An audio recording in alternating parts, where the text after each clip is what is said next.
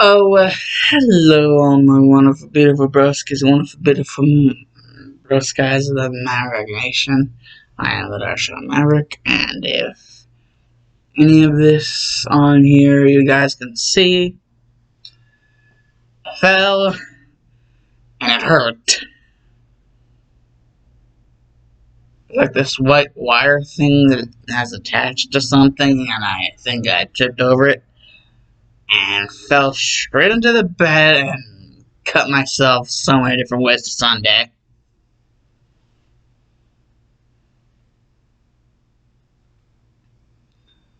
Uh,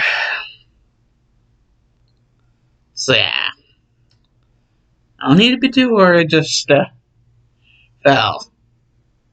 If any of you could see this before I actually tried to actually use effort to show any of you.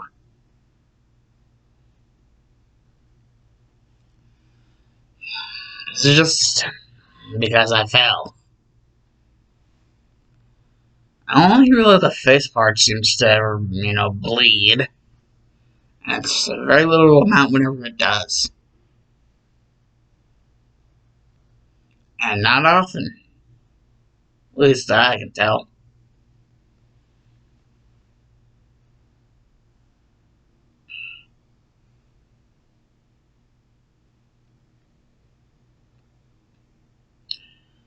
Anyways, now to do some more of a series that I've been really wanting to do. Some more of. But I just needed to find the right time. What if Naruto? What if Mikiru adopted Naruto? Part 3. Oh, and don't worry, Part 4 will be coming out after this.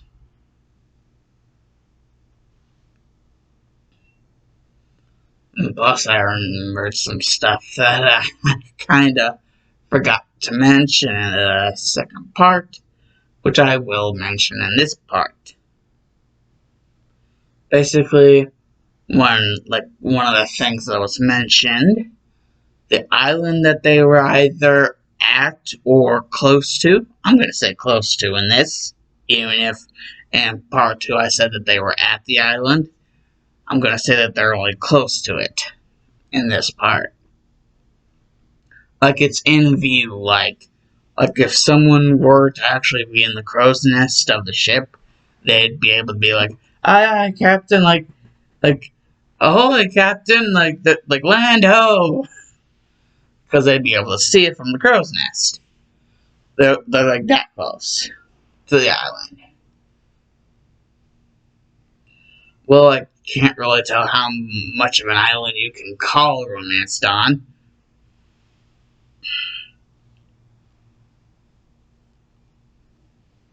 That's basically where they would be pointing, Romance Dawn. However, I must also discuss some other things. Like things that just came light to me, like maybe a few days ago, maybe right now, who knows.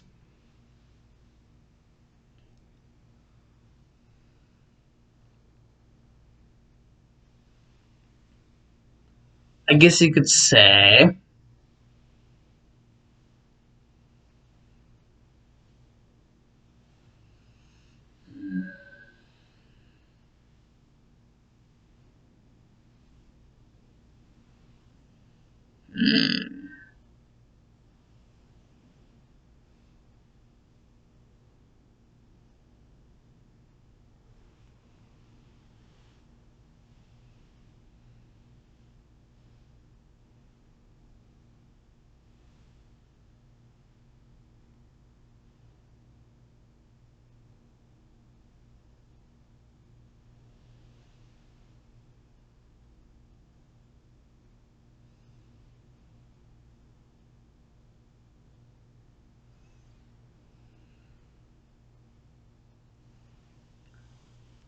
I think I might know some stuff on what I actually want to do in this. Yep, I think like stuff is starting to come together. So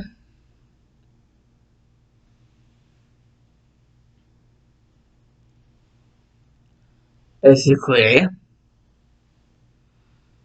it has been the 2 years that was stated in part two. It's been the 2 years. Like the date hasn't really changed, and it's around the same time. Basically, Sakura and Sasuke have been given the training, but now, seeing as this is a pirate crew, a pirate ship, you would need the crew to have certain members to do certain things. It's not like just like a Yonko ship. Like, technically, how big the trump card is, it could be considered a Yonko ship. Like, if just like one of the Yonko were to like up and die, and the last thing that they saw was the ship, they could mistake it for the ship of another Yonko. That's how damn big the trump card is.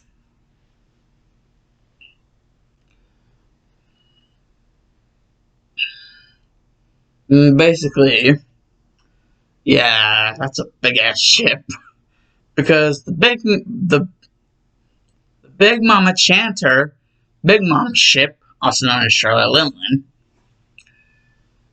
her ship, which is known as like I said, Big Mama Chanter, is freaking huge as all hell. And not only that, but it's sentient. Good God. Like, did she literally create a homie so big that it became her ship? Like, Jesus, woman. Just slow the frick down with your slow powers. I get the Soro no Mi allows you to do things with your soul powers, but just Jesus, woman. Calm the frick down. Like, if that's actually the case, that she was able to literally turn some sort of, like, make a homie so big that it was basically became their, like, sentient ship, and she named it the Big Mama Chanter. If the Big Mama Chanter is just another one of her freaking homies, then oh my god, woman, what the frick is wrong with you? Besides all the other things that are wrong with you.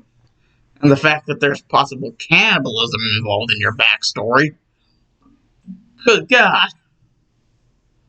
Like, it almost goes from implied to it definitely did happen. In the case of the actual, like, did it happen? Did it not happen? Like, is cannibalism involved? Is cannibalism not involved? Like, it's kind of like one of those will they, won't they things. Like, is it involved or is it not involved? Like, it's kind of like one of those will they, won't they things. Like, even though like the signs are clearly there, like people have like probably still making debates till this day if it actually, like, even though like even afterwards you can still plainly see that that's what freaking Oda, like I believe his name is Oda, freaking Oda intended whenever he was, putting down Big Mom's backstory, Charlotte Linlin. And that's just sad. Sad and also grotesquely terrifying. And I'm admitting that, so you know it's the real shit. Because I've done some pretty messed up stuff on this channel. I have freaking done some pretty messed up stuff. I mean, just look at the Creep Show, for example. Several episodes, like, you can just tell I did some messed up stuff.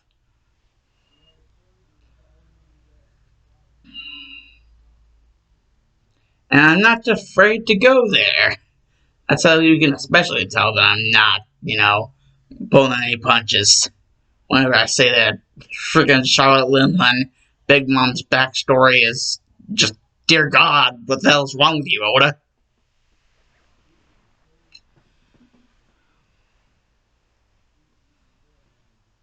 Is his name Ichiro Oda? It's Ichiro something Oda. It's something like that, I think.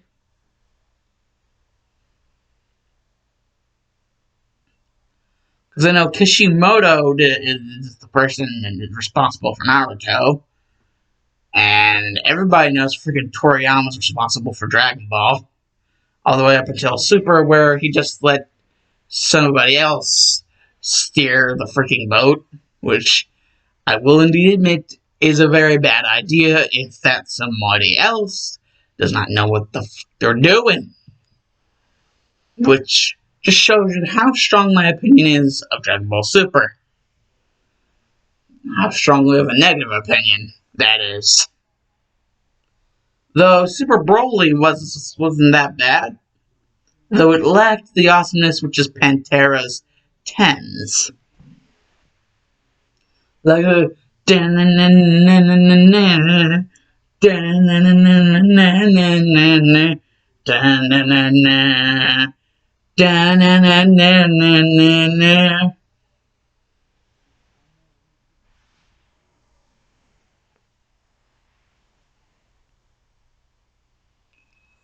Jesus, Pantera's kicking it whenever they would freaking Broly movie.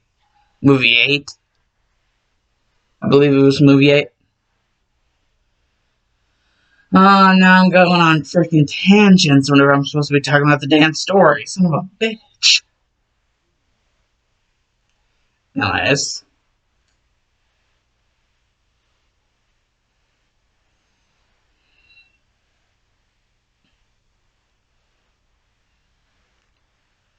Basically,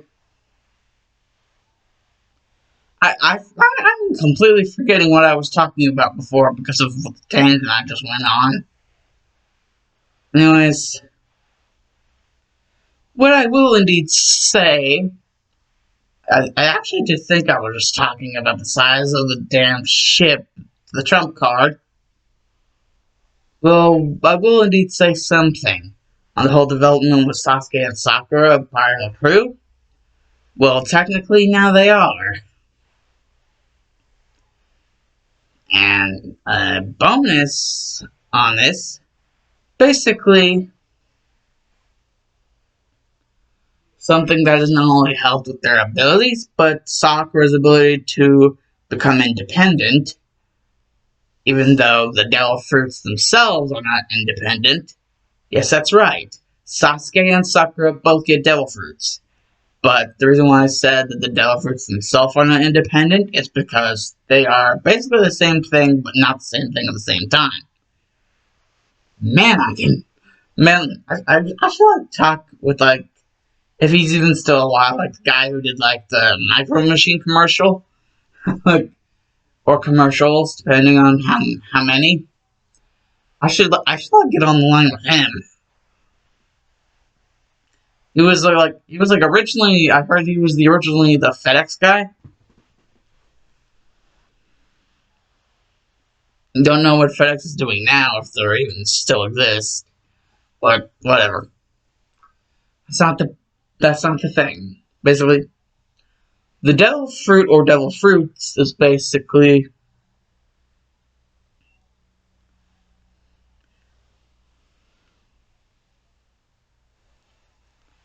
the Raven Nomi model Kami and model Yami. Yes, Raven model Yami, and basically Raven no Mi model Kami, and Raven no Mi model Yami. Basically, the Raven no Mi model Kami and the Raven no Mi model Yami are two different fruits, but at the same time they're the same fruit. Basically because they're basically both the Raven no Mi, but they are different models. One is the model Yami, and the other one is the model Kami. Sasuke and Sakura were forced to make a decision at the same time. Basically, I guess, draw straws, see who got which straw, and like for which devil fruit. Like that was what decided the decision. And basically, the straws that they got, Sasuke got the straw for the model Kami, and Sakura got the straw, of course, for the model Yami. But they're pretty much same name, besides model Kami and model Yami. They're basically both the Raven no Mi, or whatever Raven means in Japanese twice, and then no Mi. So basically, for those of you that don't actually know what Raven means in Japanese, basically the Japanese word for Raven twice, and then no Mi, and then what the model and whatever. Basically, Sasuke has the Raven no Mi model Kami, and Sakura has the Raven no Mi model Yami. Basically, the differences in between the Raven no Mi fruits, it will, besides actual like physical appearance, like what it looks like, the fruit, before they eat it.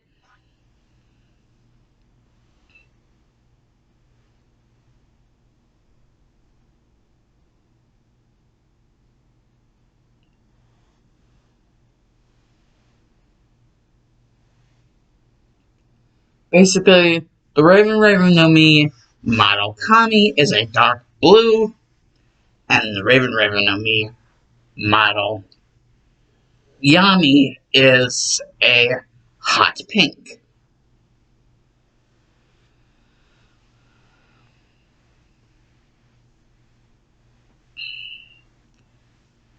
But other than that, they actually, like any sort of like physical features, like besides the color, basically the color is what changes, not the actual like shape.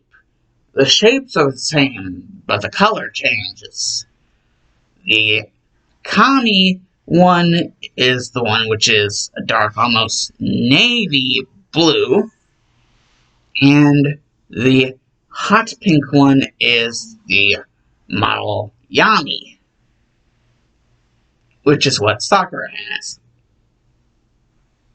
Basically, from what Mikiru was able to tell about these two Delverts,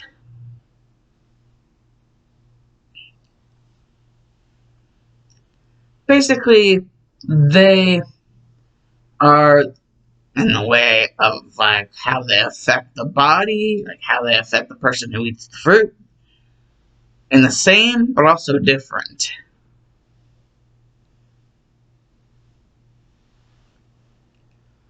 It's like a half thing. Like it's like one effect, and then there's a secondary effect for both fruits. So like the primary effect for the Nokami, which is the one Sasuke has, is basically how Jugo, his clan is basically the ones which Orochimaru based the Cursed Seal of Heaven off of. Basically was his basis, like his clan, Jugo's clan. Because of like the ridiculous freaking natural energy power thing.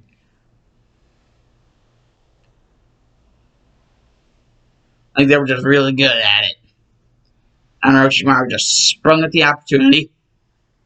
Because that's kind of what he's good for. It's almost like you get that Orochimaru is like the Naruto world's version of Edge, because how they always call Edge like the ultimate opportunist. And Orochimaru is kind of like that as well. So Orochimaru is kind of like the Naruto world version of Edge. In that way. Ultimate opportunist.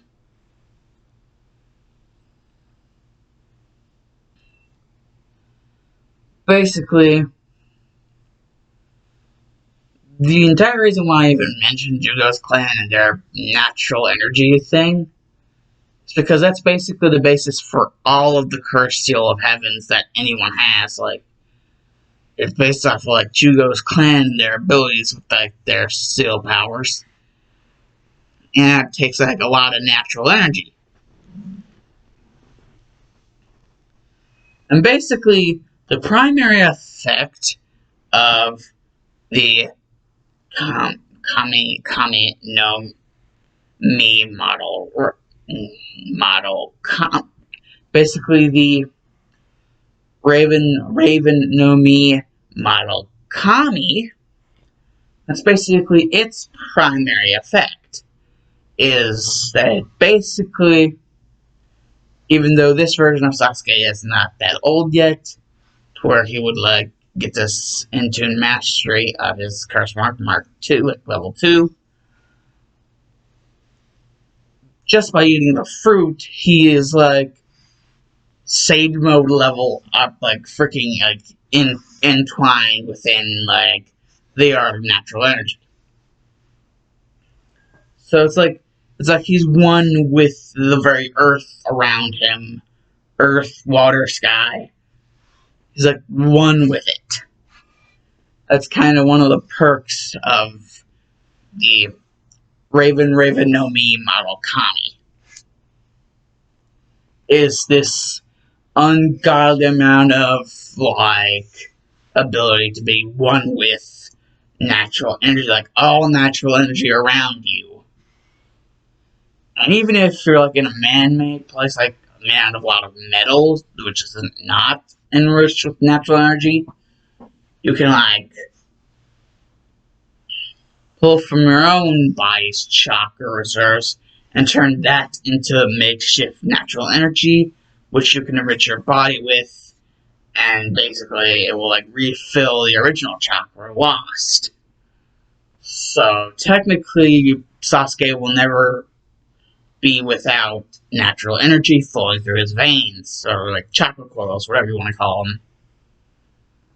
He will never be without natural energy.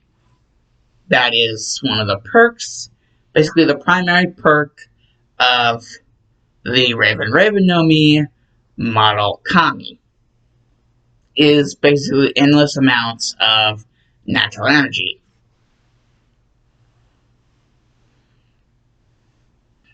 And basically, almost like, Kagutsuchi and Anton Kagutsuchi, like basically Amaterasu and Amaterasu, like flame control. Basically, that's basically what the second effect is the ability to control said nature energy to an extent even higher than the primary effect. Basically, the primary effect and the secondary effect work in tune with each other. Like if Sasuke needs the extra help, the extra boost, he can use the power of the secondary effect of the Devil Fruit to help him control the natural energy flowing through his body. This also helps with making him not turn into a raven, considering that's kind of what the fruit is surrounded about, to the point where the literal shaping of the fruit is like raven feathers. It's like how the fruit that Naruto ate, kind of like a bunch of foxtails, it basically looks like a bunch of like dark blue, almost navy blue looking raven feathers. And the same for Sakura's, only the feathers on that, the feather design on that is not the blue, but it is actually pink. So basically, the primary effect of the Raven no Mi model Kami is just this nigh endless pool of natural energy. Secondary effect is the assistance of being able to control said power. Because if he can't control it normally, he'll just use secondary effect to ease his, worries about the actual ability to control, and not become a raven because of the fact that, it's even in the name. Raven, raven. Raven, raven fruit. So, of course, that's what he would become if he, got out of control. Instead of a toad, he would become a raven. So that's basically what the secondary effects are for. To help with Sasuke not losing his gourd over the unnatural amount of natural energy, which is like constantly would be flowing through him. And he wouldn't even have to be in any sort of curse mark like mode. He would just be able to naturally be able to just be normal and still have the natural energy flowing through him like it's freaking party like it's 1999. Like, Jesus. And basically, the Raven Fruit model Yami, which is Sakura's fruit that she got, basically instead of the design being the feathers of a raven, well, technically they would still be the feathers of a raven.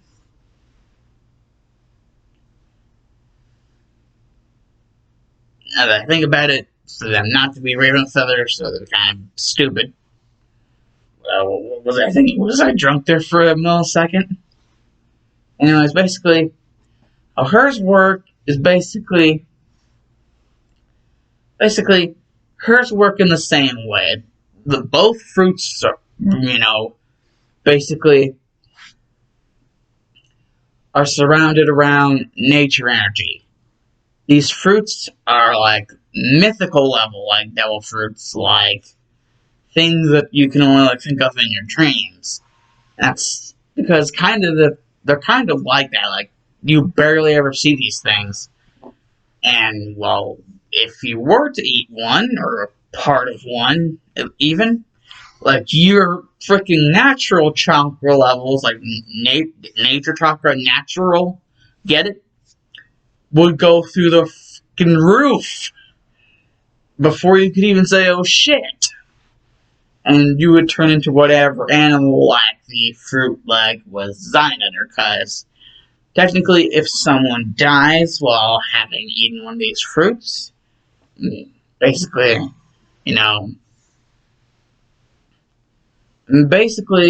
every time the person that ate the fruit dies, whenever the fruit regrows, it will turn into a sort of different design, a different bird. Basically, and the other half, the Kami and Yami, will both turn into the same thing, but they'll be in the same color pattern. One being a dark, almost navy blue, and the other one being a hot pinkish color.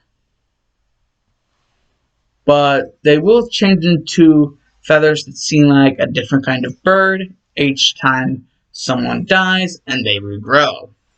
Like that person being the one who ate the fruit. But actually, both people have to die in order for the fruit to regrow, because both fruits have to regrow. Yeah, they're like the freaking raven fruit is actually very, very weird on how it works. Considering that both fruits have, both people, the person that ate one half and the other person, basically the other half, both have to die in order for the fruits to regrow. Because one cannot be without the other. There was even a one time rumored a Shinigami thing, but that was quickly, smacked off by the world government. They didn't want people thinking, there was too much power in one area. They didn't want everything to go up in flames and chaos. There are already, two fruits that are incredibly rare and possibly even incredibly dangerous. We don't need a third one. And, plus, like, the name Shinigami,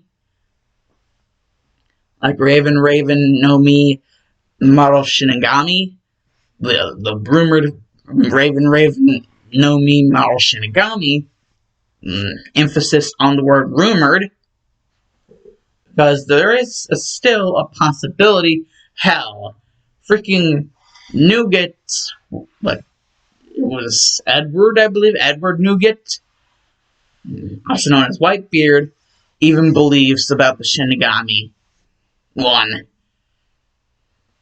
It just doesn't seem to adhere to the same rules whenever it comes to popping up again, because it technically never has had to pop up again. Like, from the people that do say that they have seen it before, like, whenever, like, the other two people die, nothing really seems to happen to the fruit except for it glows, apparently. However, those people that mentioned about the fruit, not long after, there were Marines spotted at their door, and not long after that, gunshots rang out, or the sound of blades cutting through flesh rang out, and then those people, were kind of just gone, like aliens abducted them or some shit. Leading Whitebeard to believe that the world government does not want anyone to know about or start to think about a possibility of a third fruit of that category. Like, 2 of these things are bad enough, according to the world government, and Tenryubito, even them, like the Goros say, even they're like, 2 of these things are enough. We do not need a third, or even rumors about a third. So they just had to, like, freaking wipe everything under the rug. And whatever they can't wipe under the rug, kill it, and make sure nobody even remembers that it was ever there. Like, freaking men in black the shit out of these people in order to make sure nobody remembers anything, or at least they're complacent enough to actually, act like they forgot or that they didn't know in the first place. Either rope these people in the fear of submission, or freaking just kill everybody in the immediate area in order to get these people into submission and act like the freaking third fruit doesn't even exist. Because, like, really nobody really does know about its existence. There are possible candidates that might know, but it's very, very likely that they actually do know. Like, they could know, because, they're likely candidates know. But the problem is, all of these people are very influential people all across the world. You hear the name and you're like, oh shit, this person knows about this? Damn, that it must be true. Like, Whitebeard's been threatened before to, like, shut up about the existence of the third fruit. But those people that threatened him quickly realized why he was known as the man with the power to destroy the world. Whenever they were freaking Exodia obliterated with his freaking hands. Well, it's almost like Edward Newgate became Braun Strowman in that moment. Like, you're trying to get me to shut up about this? Screw you, dude. Bounce! Like Captain Falcon shit. F-Zero, this mofo. Like Captain Falcon's final smash. Blue, fuck 'em! Bam! Like, destroy these guys. Trying to keep me, like threaten me into secrecy about this damn thing. And some other, like, people that could possibly know with, like, Mihawk, red-haired Shanks, Monkey D. Dragon, and even some people that are just straight-up members of, but don't exactly adhere to the absolute justice that the Marines constantly preach about, possibly people like Aokiji and Sakazaki. I can't really say his name right now. Basically, the lava guy and the ice guy. I can remember the ice guy's name is Aokiji. Yeah, basically, them both, they kind of like half know of the existence, but they're not fully assured. But like Fleet Admiral Sengoku, like he's like a very, very big, like targeted name whenever it comes to people who might know about the existence of the third fruit, if there is indeed a third fruit.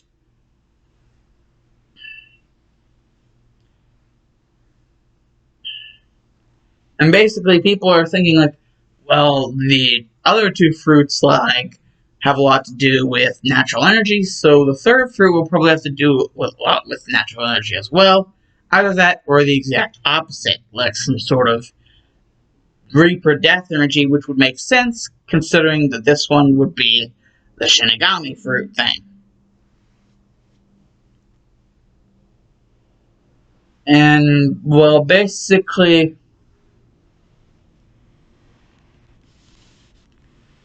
to go over this, Sasuke's like primary ability of his fruit is basically flooding his body with natural energy, and the secondary ability is basically just allowing him to keep from turning into a raven from the unbelievable amounts of natural energy that would constantly be flowing through him. And even control it into like possible even like nature energy like centered around attacks. Like literally use nature energy like chakra to like turn like into attacks. Like long range, short range, mid range, however you wanted to go. Go with the flow. Or not. Who cares? And actually, now that I think about it, even Garp would probably know a little bit about the Shinigami fruit thing.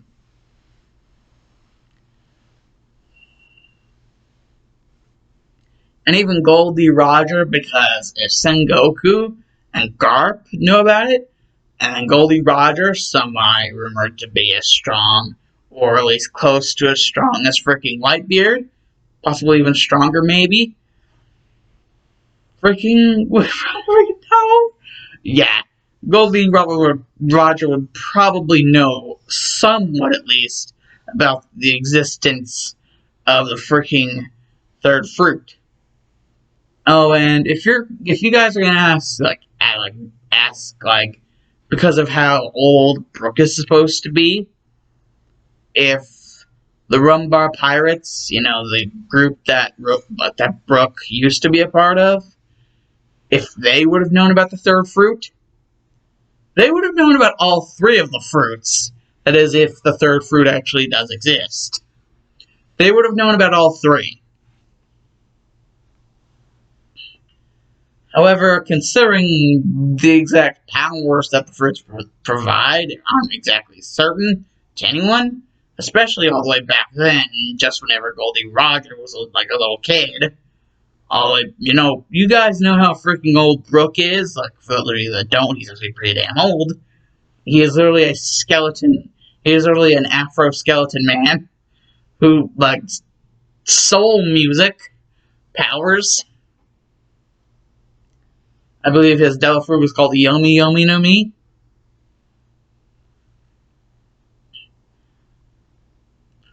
Of course, him and his freaking crew, like, currently he was underneath somebody until they died because of what is believed by some to be the Germa 66 poisoned them. You know, it could have been them, it could have been somebody else. But, you know, they were poisoned and eventually died. But because of the Yomi Yomi no Mi, Brook came back. But he was without his body. Until eventually the vultures basically picked it clean. And then he eventually found his body, but he was a skeleton. But apparently, according to freaking Ichiro Oda, he can still poop. Very just wow, Oda, like, wow. Like, I didn't even think someone like Tate Kubo would go that far. But he just goes right the frick away with it, like runs with it. And basically, yeah. Yeah, basically Brooke and the rest of the whole Rumbar Pirates would have known about basically all three of the fruits. That is, if there were three. Currently, there are only two proven out of the rumored three to actually exist. They would have indeed known about all three if there were three. But even if there weren't three and there were only two, they would have still known about them. Not exactly to say if they would actually want to go after them, like, actually want to go after them. But, they would have known.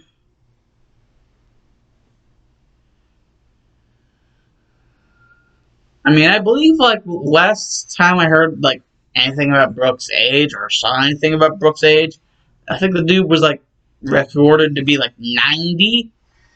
Like, just damn, like, I know 50 years on, like, your own ship just, like, drifting around would, like, be taxing, but damn, 90? Like, frick. Brooke's an old mother fudger, and I thought Quagmire from Family Guy was old, like, being 70. But Brooke is freaking 90, if I would remember correctly.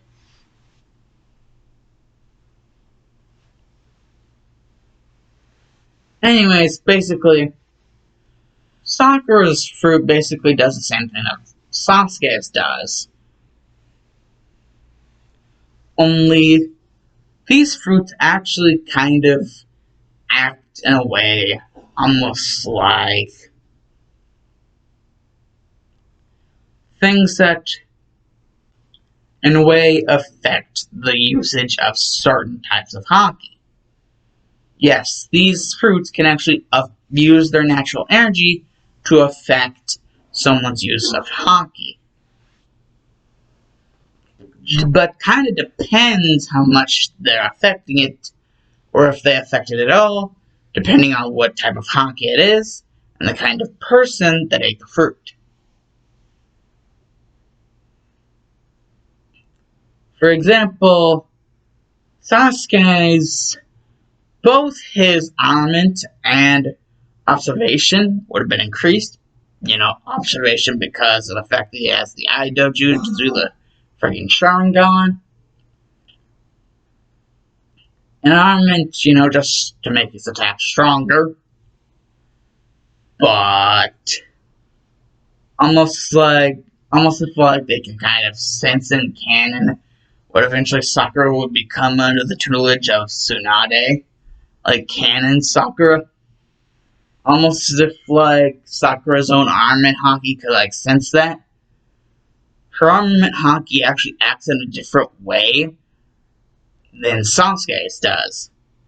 Because apparently the fruit itself actually changed the way that her armament haki works. It's almost like the freaking like symbiote suits in a way. It's like meshed with her body to the point to where her attacks become so strong that they literally create craters just like that of Tsunade's attacks. Like Tsunade's Tekjutsu.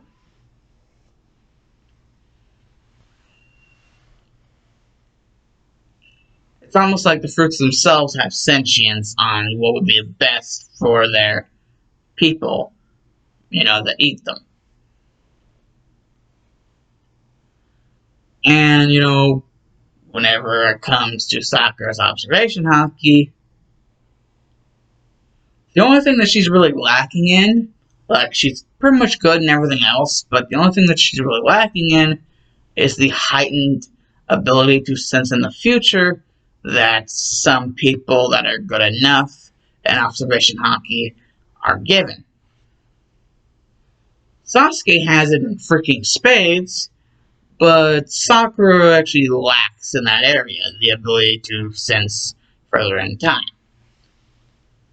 Sasuke would actually, have it in spades because not only can his Sharingan already allow him to do that, but that would just reinforce the power of his observation haki to make it even better. So while Sakura would have like the better armament out of the two of them, Sasuke would definitely have the better observation out of the two of them. I mean, what do you honestly expect? He has the freaking Sharingan.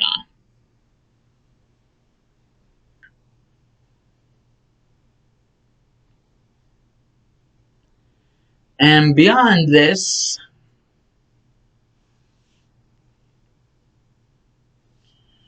the hell would indeed continue, as basically Naruto's little pointers would basically just be helping them not die during the training, because while Naruto is indeed the person that would be trying to give them tips and helping them not die, the people or person who would set up the entire training ground inside of the freaking ship would either be Kurama, Mikiru, or both of them. And damn, would they have fun. They would wish that they had a concession stand inside of the friggin' ship. Oh wait, Mikiru, because of his great foreshadowing, freaking had, you just, decided, a concession stand would be nice right about now. And so they're just chilling as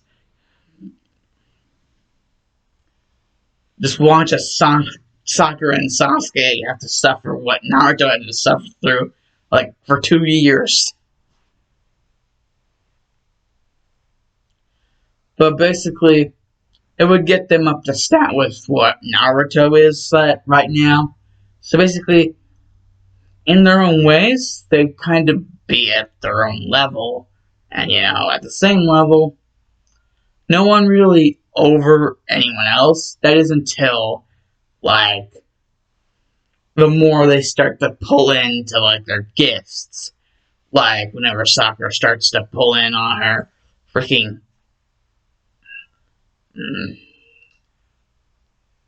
armament,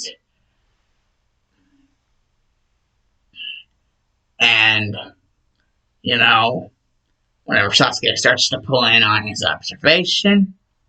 And basically, Naruto has actually been taught by Mikiru that while he was basically looking over Naruto, he wanted to inspect something, telling Naruto that he wanted to inspect something. Basically, he actually inspected Naruto and figured out that he had the ability to use all 3 types. It's just that not only did he not know about them, but the possibility of being able to awaken his ability of Conqueror's Haki, the King's Will, was going to be a treacherous little trek. So, he is able to use it, but only in certain percentages. It's kind of like Izuku and All Might with their however many percent smash. It's Naruto can only use the King's Will, Conqueror's Haki, in percentages.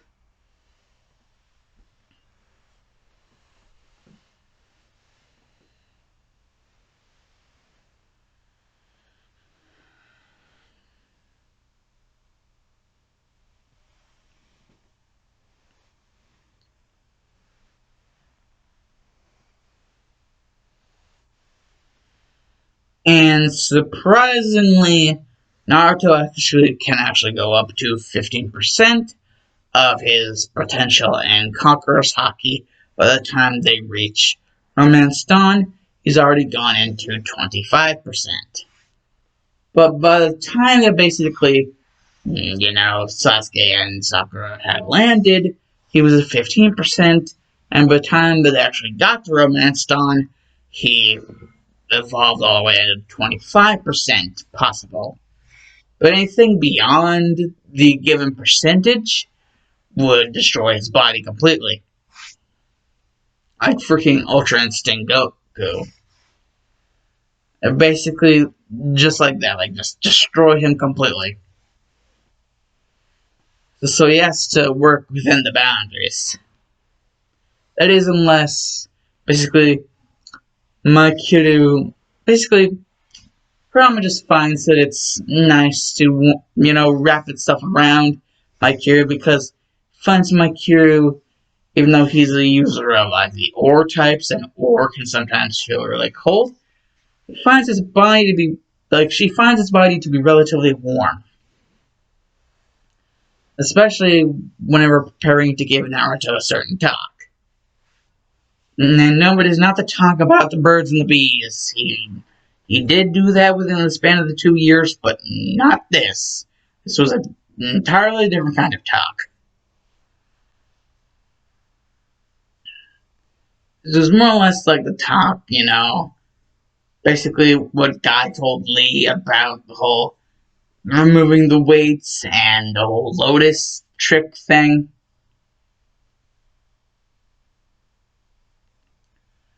Basically the same principles apply here.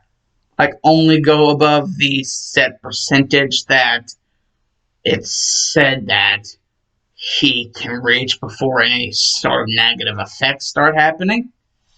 Like, only go to that percentage. Like, only go above it if basically what was said in the anime and, even in the freaking manga, basically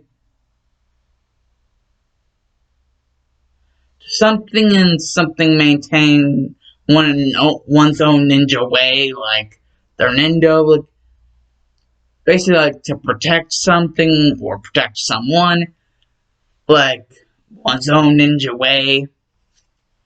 Basically, what Guy's conditions were for using the gates. He had to reach that said requirement in said battle. And basically the same requirements apply for Naruto going above 25%, because as for now, that's how much of his Conqueror's Haki he's able to actually use before starting to explode like Ultra Instinct Goku.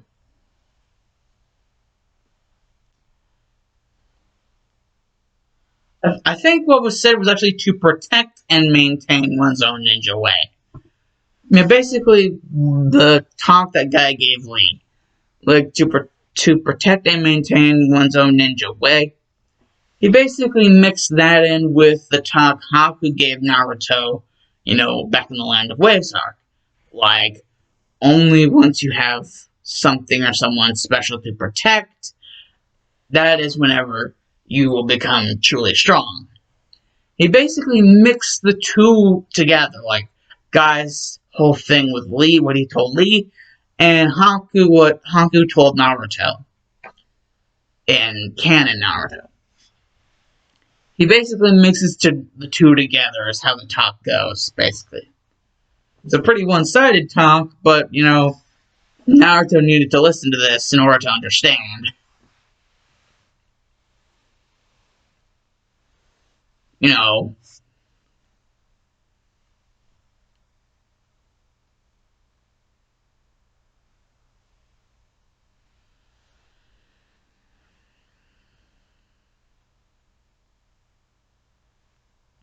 But beyond just my ranting,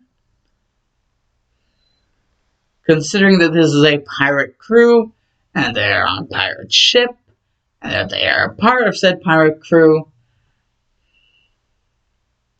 one day, just as they're coming up to the shore, well, not really coming up to the shore, like, there's like a couple days before they actually have, romance done in sight. Basically, on top of their already rigorous enough training schedule, which they basically just now completed, like, are just now done. And basically, Mikiru had gathered everyone up because this was going to be an important announcement.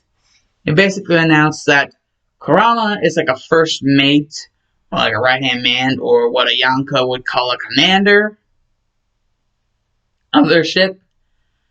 And basically, Naruto, if like Kurama's the right-hand man, like right-hand man, or like right-hand commander or something of the whole thing, that would make the Naruto like the left hand, is basically what Mikiru said. And he also says that with them having those positions, basically knows the perfect positions to put Sakura and Sasuke in. He basically already says, he's like, Sasuke, look up there. And Sasuke's like, yes. And he's like, basically Mikiru would be like, you're not using your observation. And as Sasuke would usually decide to do nowadays, is that he would combine his observation with his Sharingan just to, be able to tell. And he would see a little sign on the inside of the crow's nest, which is where he would be looking. He would see a little sign that would say, Sasuke up here. That's literally what it would say. Sasuke up here. Mikiru would have planned this. And Sasuke not really wanting to find something that Mikiru probably wrote. Mikiru being their captain and obviously having an aura of someone very, much stronger than them and could indeed kill them or send them off to some rogue pirate group, just to be sold out to be slaves. That is, if the pirates could take them.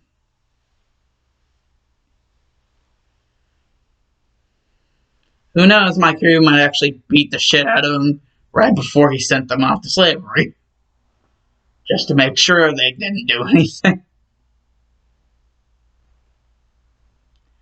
And basically, whenever Sasuke was up there, Mikiru would just speak into a device that kind of like a radio transmission device that would basically some sort of intercom for Sasuke, and basically he would hear the voice all the way from down there all the way up to up here, like a transmission of some sort, like a Den Mushi. Not just allowing you to see things, but also allowing you to hear things. So kind of like his own version of a Den Mushi. So basically, pirate ship Den Mushi. And he would hear basically Mikiru be like, now you're probably wondering what this is all for. Sasuke, you, my friend, are basically chosen to be the very lucky lookout for the trump card. The trump card's very lucky lookout. I indeed have recognized your talents, so has Kurama and even Naruto somewhat has recognized your talents and intelligence, and we believe that she would be best suited as a position of lookout, especially with your preference of usually using not only your observation haki, but even using it in tandem with your Sharingan for special abilities of being able to see things. And Sasuke will indeed admit that, the job of the lookout is to be able to see things, and combining his observation haki, which he's really good at, by the way, with his Sharingan, which at this point he's already at 2 Tomoe, over the time in which they've been training, just on the cusp of possibly getting 3 Tomoe.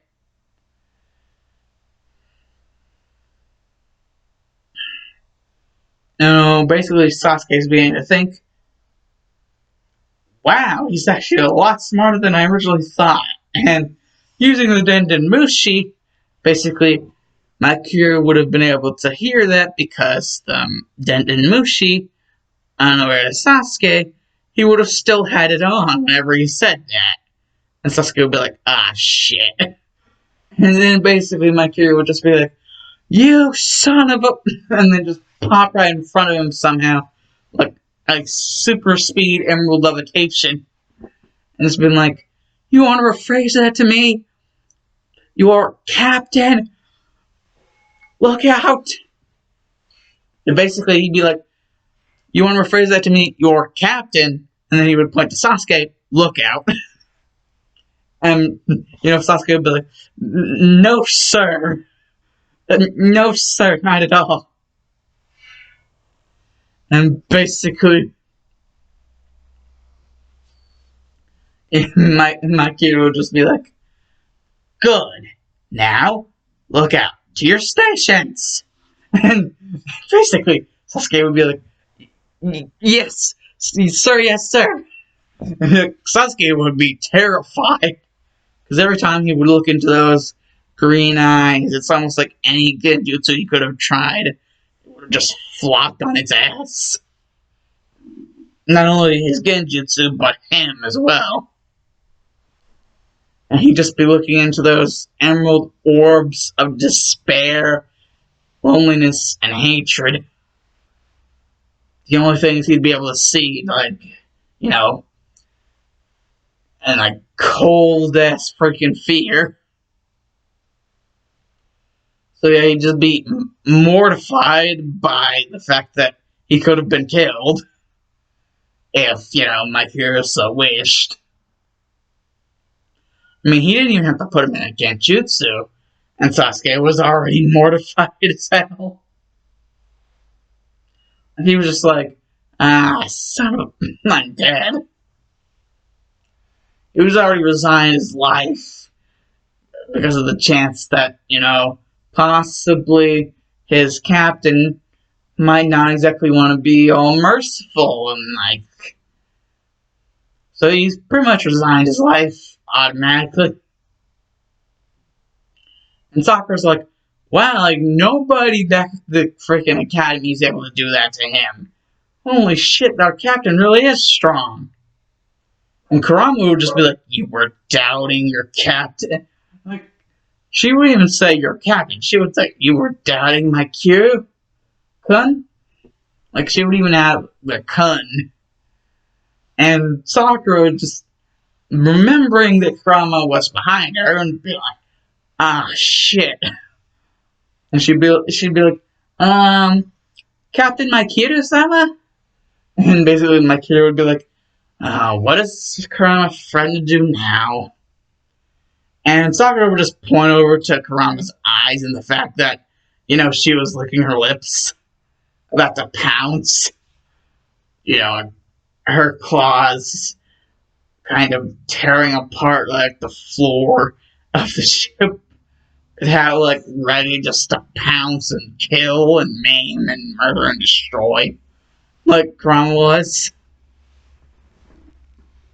Just for that one comment. And, Kurama was just already wanting to destroy Sakura. And Mikiru was like, oh, no, this can't do, this won't do at all. They're supposed to be working together, not trying to kill each other. Though I will indeed admit that the way I acted towards Sasuke was only to reinforce the fact that he was speaking out of tone to his captain. And especially not in a matter I thought that I liked. And that not only him, but you yourself and anyone else here should know better than to do that with me. Because I don't take prisoners. And the fact that he said that part extra low in his voice, so almost to the point where it was a barely audible whisper, Sakura's like, yeah, definitely not gonna try him. Basically, Mikiru would just kind of wave Kurama off and be like, just let us have this little talk. Or whatever of a talk you might seem. Yeah. And basically, Mikiru would just point over to, like, what seemed to be, like, a kitchen area. And there would be a sign like, Sakura here. And basically, whenever she finally got to the spot, I finally dispelled the sign because they were basically, like, Fuinjutsu scrolls disguised to be signs. And Sasuke had to literally disrupt his own, like, freaking chakra network in order to, like, be able to tell that. Because that was pretty damn good freaking Fuinjutsu Genjutsu mix-up thing that he did just to make them look like signs with the correct words on them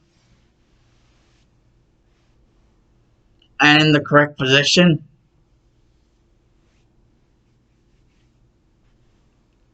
Basically, Mikiru basically telling Sakura what her role would be as a part of the Emerald Eye Pirates.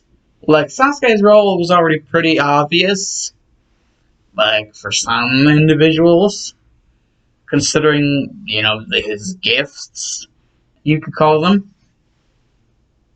Sharingan and OP level freaking observation hockey. And basically, you know, you would actually say this to Sakura, not really a condescending matter, but more of an actual complimenting matter. You would say that, well, he doesn't necessarily approve of the whole propaganda of that women need to stay in the kitchen. He does indeed admit that any meal that he's ever had from a woman, usually they are indeed very good meals. So basically, he's complimenting Sakura, basically saying that from past experiences of this sort, you know, that I'm talking to you about, you should be a very good cook. You know, trying to make it sound as much of a compliment as possible, given the situation. And basically, Sakura being like, okay then. Actually, Mikiru, before going off completely, but I need to bring up some other important points, like, or some, like salvageable packs. They're basically more or less ration packs, which, if, like, he basically knows about her ridiculously good chakra control, and what do medics in the Leaf need? Well, from how long he's basically spent in the Leaf, you know, trying to be Naruto's guardian angel, there, he knows that it's usually, like, a good idea to, you know, have a medic that has really good chakra control. Because that's kind of what you need in order to do medical jutsu. And basically, you know, natural chakra is also good to help, you know, certain things. And so, if you could find a way to get her to fuse her Devil Fruit's power of mastery over natural energy and combine it with her mastery over her natural, like, not natural as in, like, of what I already stated, but, like, her other chakra. But, like, the two different chakras themselves, and, like, have them both work in, like, complete synchronization. Like, he could actually find a way for her to make, like, these rations turn into, like sort of self-made medicines. Like, just some normal ration food could be a literal medicine for any sort of illness or, like anything plaguing a certain person that they would want to help. Basically making food, like turning just regular food into medicine.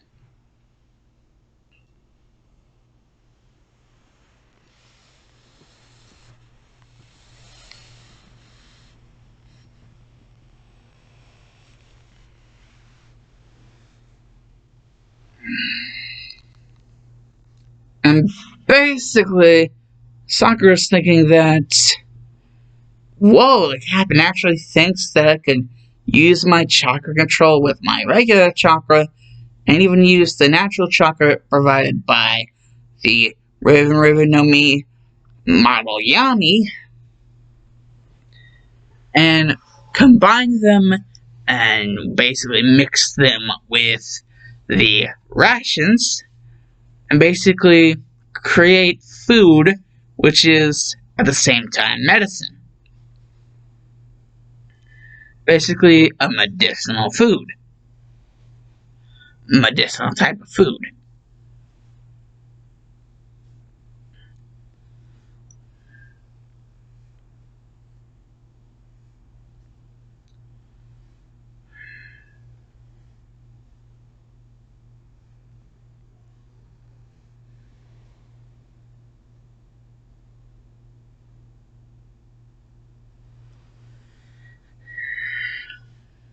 And so basically, Sakura kind of works two jobs. Like her regular, chef job, and the, kind of side job that she currently is, having her mind on, thinking some real hard shit on the medical profession, hidden underneath. So not only would she be a cook, she'd also be a medic. But usually using the medicinal rations that are left behind, where the food is. Of course, everything is categorized so that nothing gets mixed up with something it's not supposed to. Courtesy of Mikiru himself whenever he was building his own damn ship.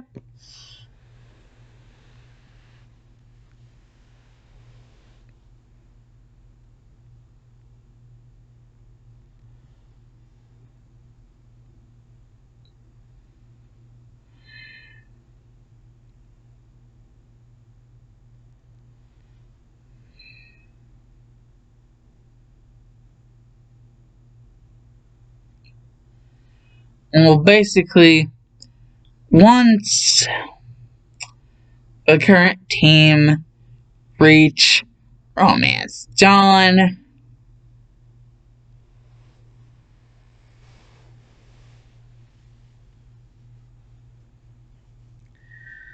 but how they really don't encounter Luffy, Red-Haired Shanks, or any of Shanks' crew, or any of Luffy's crew. Not that Mikiru would want to at their current state. I mean, Shanks is rumored to have become, or already have been, a Yonko. And, well, how all of that is picking up. And the recent the incident with the sea monster, that one guy who was, trying to beat up on Luffy. Basically, that whole thing where Shanks lost an arm. Yeah. They haven't really been looking forward to meeting either of them. Shanks and his crew, or Luffy and his crew. Regardless of the size, currently. Mikiru really not wanting that to happen. Right now.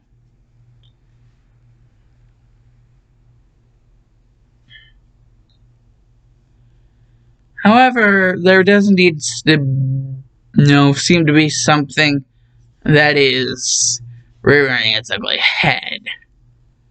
And that something being, the East Blue is normally known to be one of the more safe waters, sides of the freaking planet. Well, on the part where they are. The East Blue is pretty much used to, out of the four blues, the East Blue, West Blue, North Blue, and South Blue, the East Blue is regarded as the safest. Which basically, Mikiru right now, seeing what he's seeing with his own damn eyes, is ready to call bullshit. Just now ready to call all sorts of bullshit. Because right now he's starting to, basically, right as they're docking, a bunch of freaking Marines, led by who, from any sort of past experience may have had with this person, is like, oh dear God, no.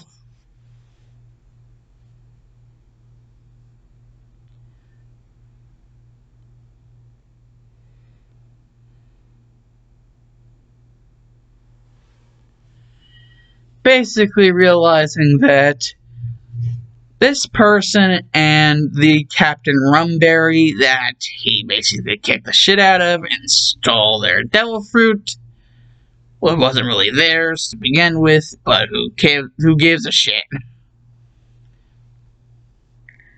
Basically, her and this person look a lot alike. And that's whenever he remembers, hearing some of the people on the ship that he raided that basically had her as its captain. He remembered hearing the name, and the name that he remembered hearing, well, several of the Marines that he's basically noticed that are running around, he's, kind of 2 + 2 = 4 in his head. Well, basically, the name he remembered hearing on the pirate ship,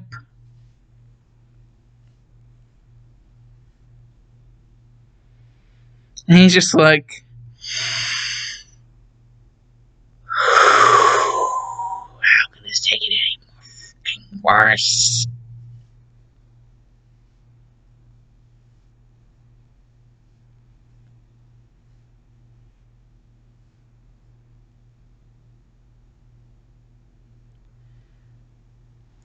He remembers hearing the name Yamadeto. Yes, Yamadeto Rumberry. And basically,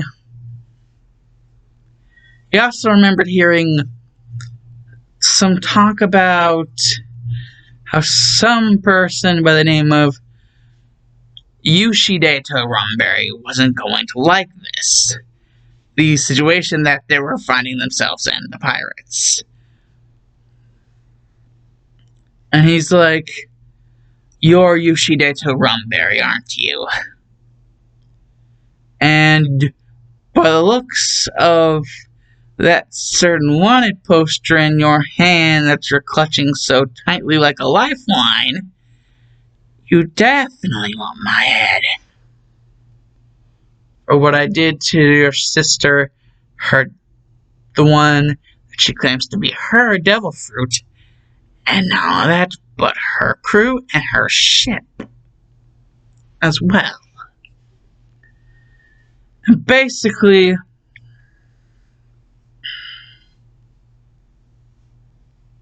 Yoshidato, because the other one's Yamadeto, so basically Yoshidato is basically like, so you admit it, murderer, Marines, that's the one. And basically, right before the Marines can even fire or try to stab, like, anyway, like with their cutlets, like basically, Mikiru is just like, he speeds over there and he's like, oh my God, this is gonna suck, dick. So much dick. Listen, I don't know what's going up now, whatever over here, but last time I checked, Pirates did not work with Marines. They worked against each other. Last time I checked. That is, unless you're under one of the boots of the Shichibukai. Let me guess. From your ridiculous articles of clothing, much resembling your dead sister.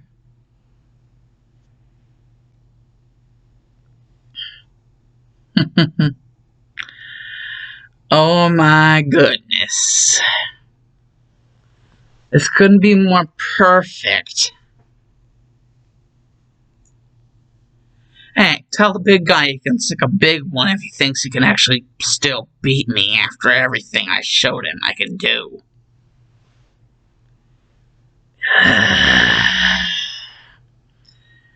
So, you and Captain Moria are still doing battle even whenever you're not in front of each other.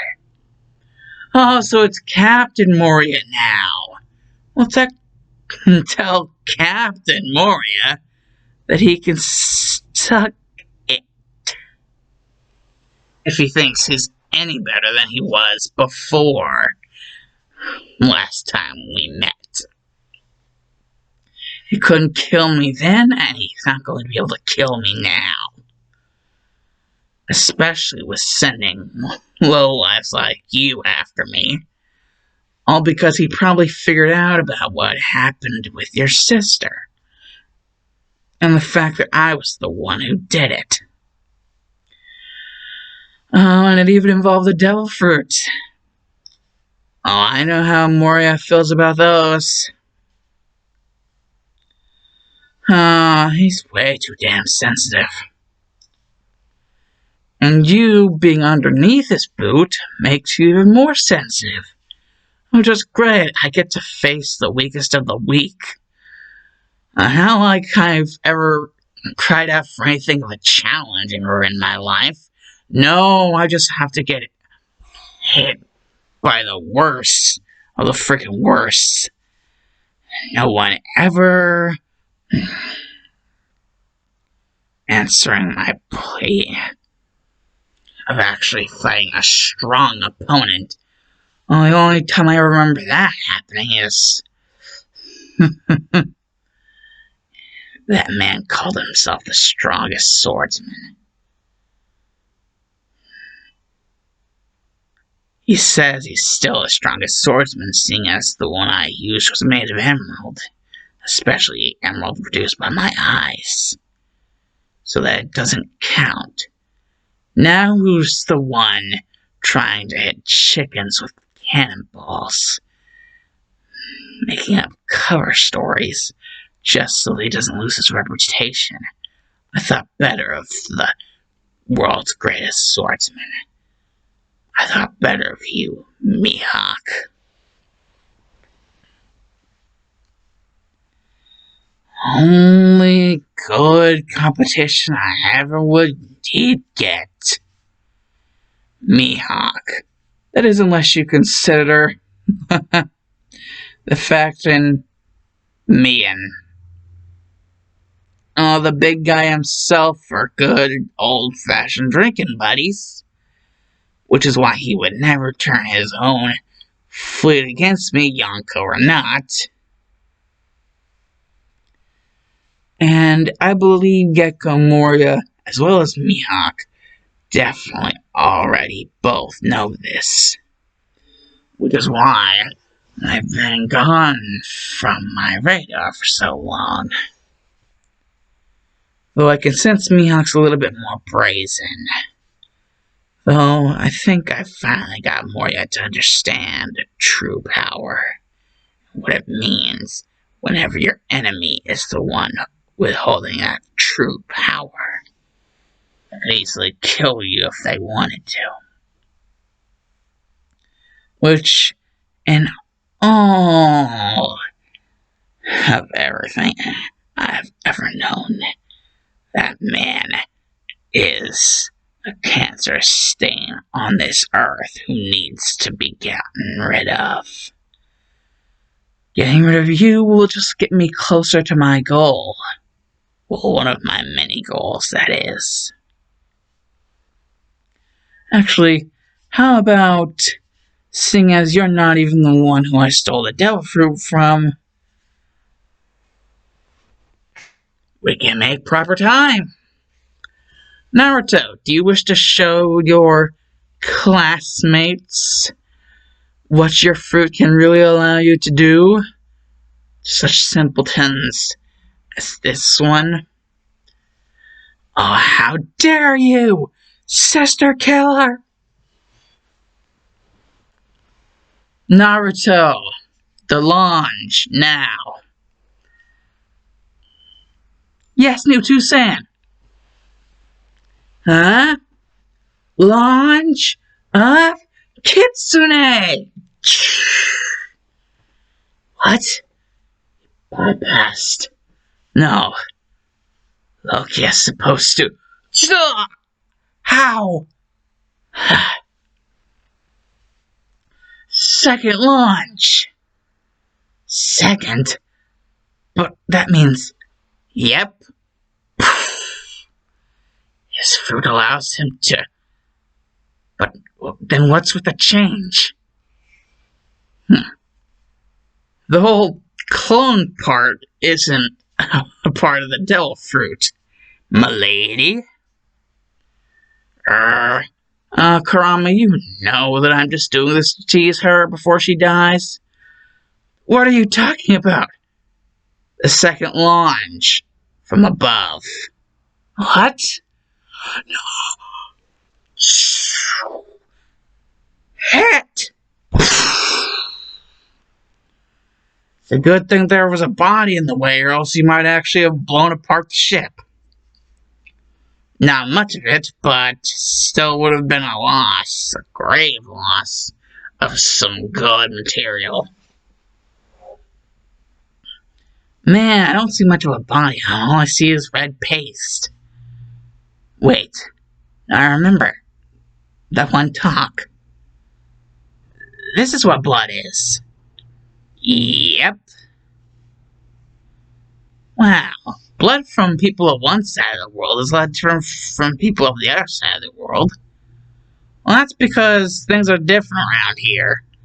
Probably a lot of different kinds of foods would change the substance of their bodies.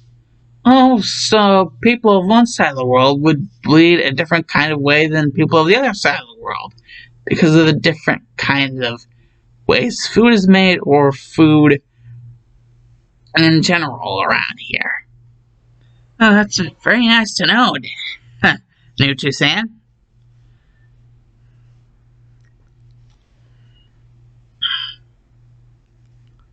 Anything I can do to help?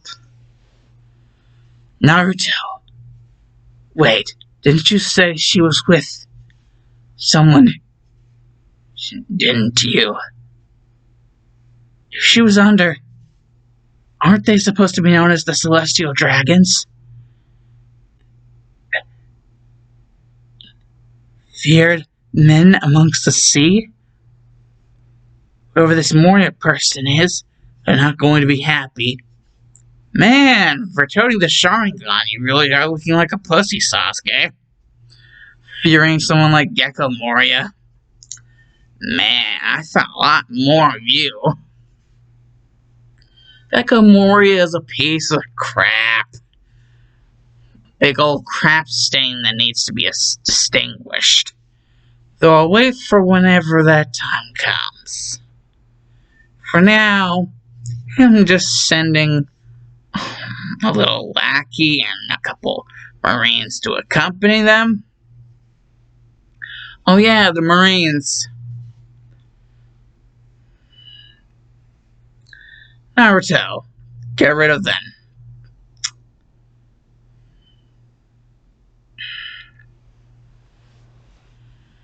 Okay. March of the Kitsune!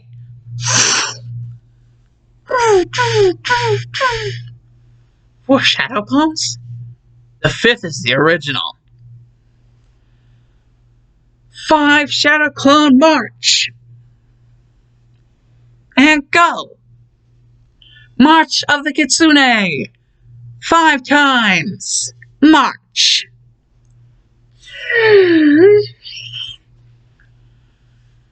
It's an all-out aerial attack. An acute dive-bombing situation where the enemy won't have any way of escaping. The March of the Kitsune, a powerful attack, used to completely outflank the enemy, and even cause chaos amongst the ranks, the amount in which the clones that are left standing, if any, can just take out the rest if there's any left alive at all. After the whole dive bombing situation, I highly doubt it. After all, Bokuton clones, if ever indeed used within this attack's formation, will indeed have a very explosive reaction. But that just gets rid of even more Marine scum. World government are a bunch of pansies. These guys are just a bunch of pea shooters and cutlets. Looks like there are a few in the back that are ready with some hand-mounted cannons. This is just going to be pathetically amusing. Naruto! Plan B. Okay, Plan B. Plan B and preparation.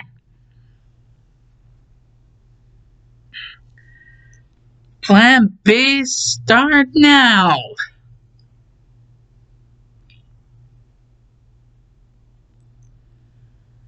Huh?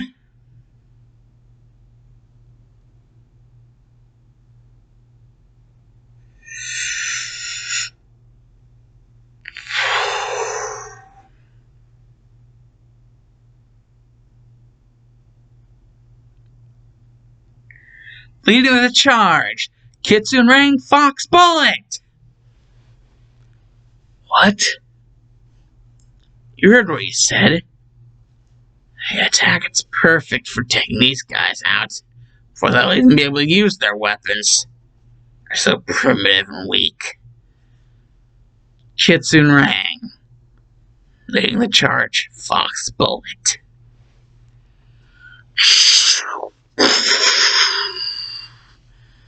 Destroyed all of them in one blow.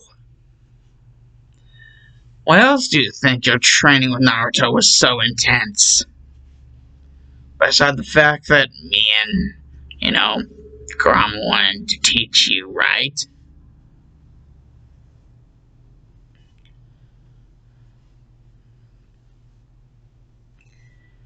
It's like a massive wall of mass destruction.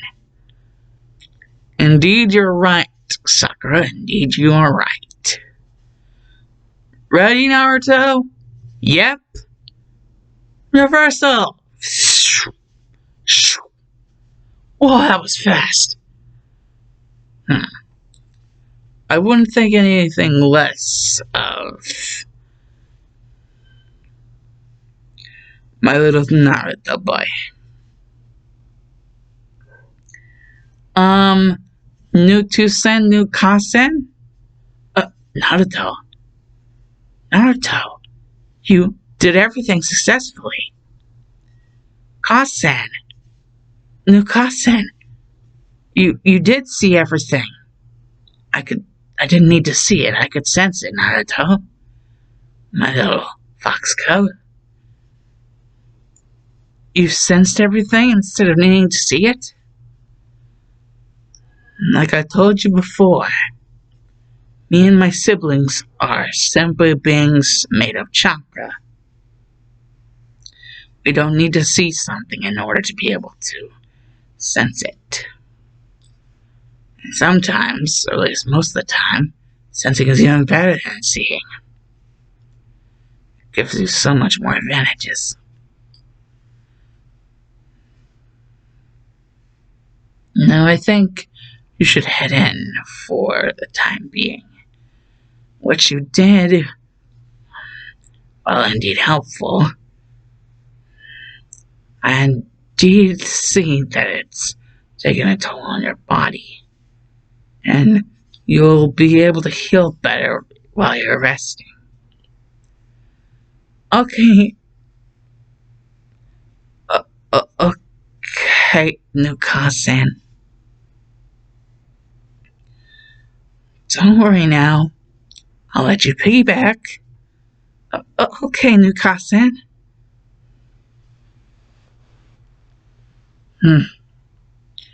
Even though you're growing, you don't seem to be all that heavy.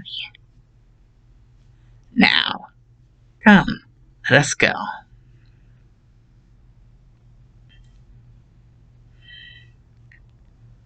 The quarters of our left-hand man do indeed await him. You're funny, You're funny, Nuka-san. You ever know that? You've only told me like 12,000 times. Naruto, my little fox cub. Oh, the part of me will never grow tired of hearing it from you. Now, sleep well, my little fox cub. Naruto.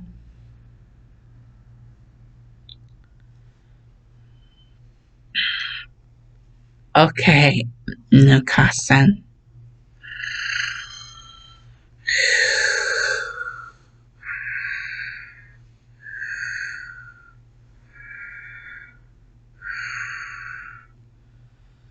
What is this? Seems like there's someone else for us to deal with. Well, with Naruto up in the dreamland. Oh, what is with all the noise? I think I just heard someone say something. Oh, it's this loudmouth over there. Loudmouth? I'll teach you to gripe about me.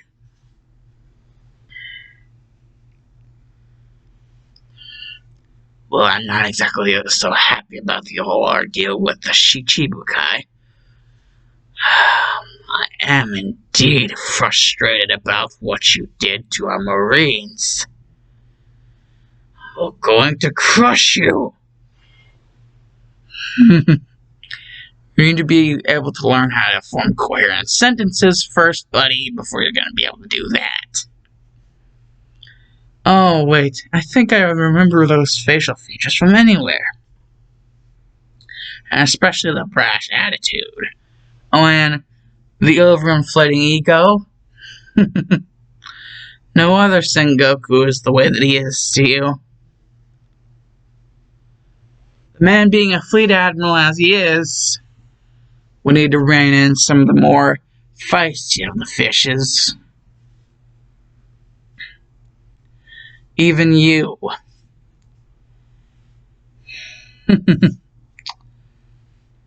Related to a boy who wants to become the king of the pirates.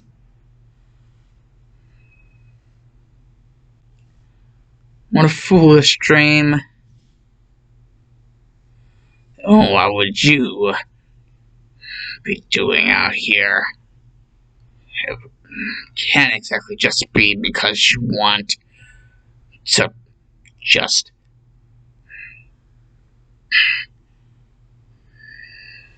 blow a hole in our entire ranks just for the shits and giggles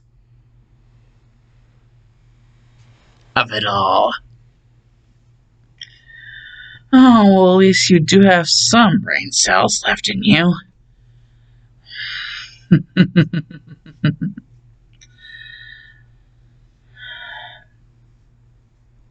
Monkey D. Garp of the Marines. Last time I checked, you and Sengoku alone could not defeat Goldie Roger, the one who literally placed the One Piece upon this very earth, so you have no right to dictate what exactly I would be doing if I wasn't searching for said treasure. Foolish old man. At least the elders of my village, before it was destroyed, knew what they were talking about.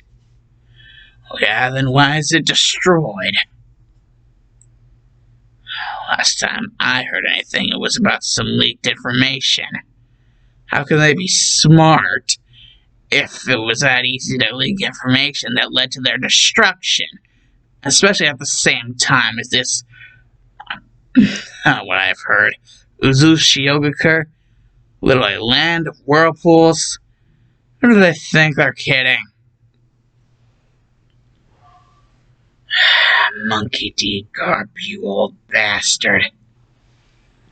Oh, I touched a nerve, now didn't I?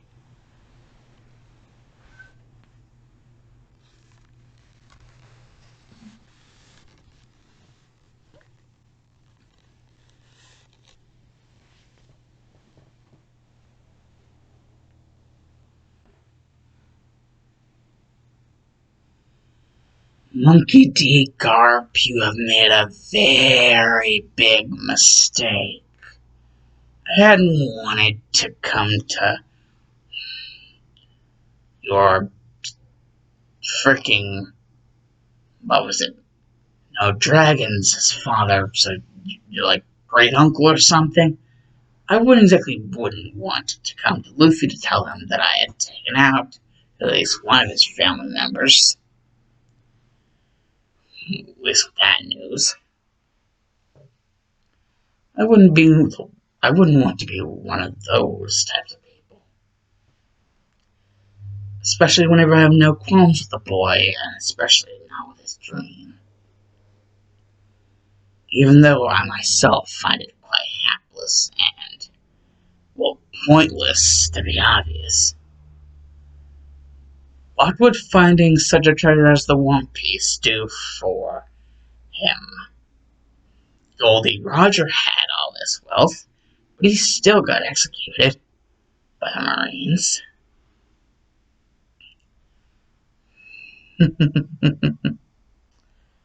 No mortal man is invincible. I mean, isn't that exactly what the title mortal refers to? One who is not invincible, one who is merely just another body that will soon be dropped into the floor. However, someone with these eyes, they have the ability to pass threshold of simple mortality into something greater.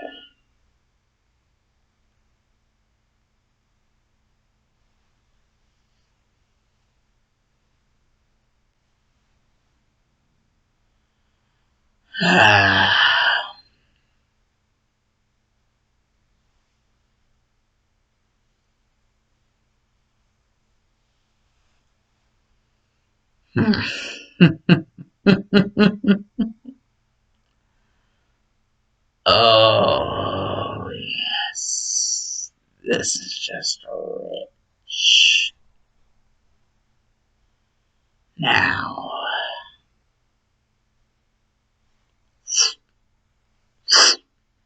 Emerald Vortex. What? Kubi Kitty Bocha. And here? Huh? If I remember correctly, the name means the Executioner Blade. And for every drop of blood which this blade tastes with its very metal, it will be able to heal itself more and more from any damage that comes upon it. Which means even you, Garp, and your friend, or may I say, F, buddy, Son Goku. Neither of you can defeat me.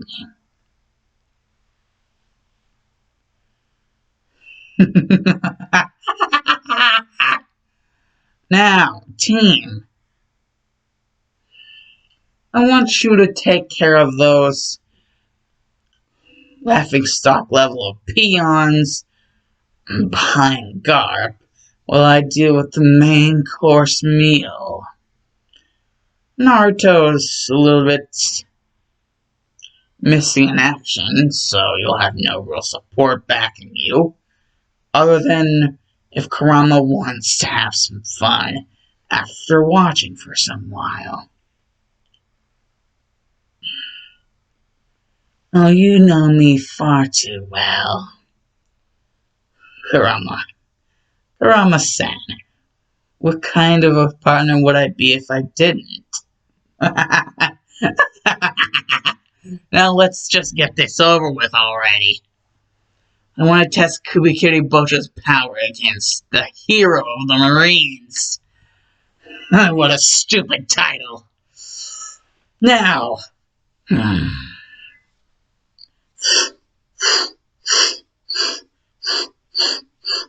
What the hell is he doing?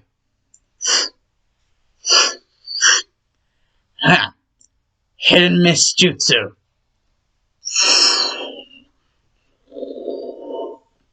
What the? I can't see this through this damn mist. That's what it's supposed to be used for, you damn idiot. Now there are so many different parts of the body I could kill you. Hearts, lungs, liver, kidney, throat, arteries. So many different parts of the body. And if I didn't want to kill you, I could just attack you in the spinal cord and leave you crippled for the rest of your existence. I doubt Vegapunk would be able to solve something, a wound created by the great Kubikiri Bocho, especially if I were to whack you in the back with it. The power of Kubikiri Bocho against your weak and pathetic mortal spine. Yes, I doubt Vegapunk, even if he were to use some sort of possible... what's the word I'm looking for? Has something to do with metal limbs. Though, even with a possible metal spine, I doubt you would be such a hero of the Marines as they're known as now, with people knowing about the fact that you failed. In which you already failed whenever you stepped into my genjutsu, which was cast even before I used that hidden mist technique. What genjutsu? What the hell is a genjutsu? And that is where you falter the most, Garp. The enemy should always know the technique of their enemy before they go into battle. I know you from the palm of the back of my hand. Or whatever you would call that specific part of the body. Straight up and sideways, up and down, and all around. I know you. So, logically, I would need a great equalizer in order to truly have some fun in this fight.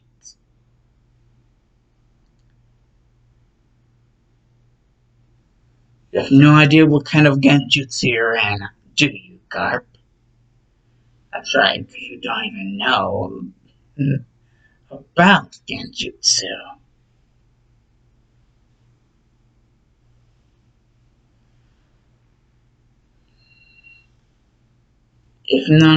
If no one actually knows about genjutsu, then one cannot know what kind of genjutsu they are in.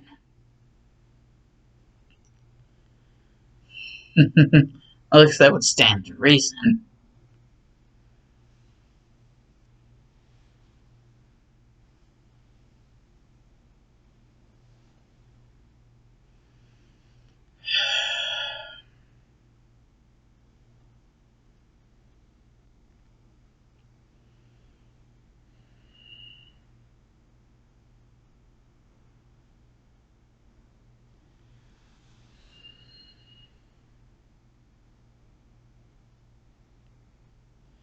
Demonic illusion, Dosekisatsu.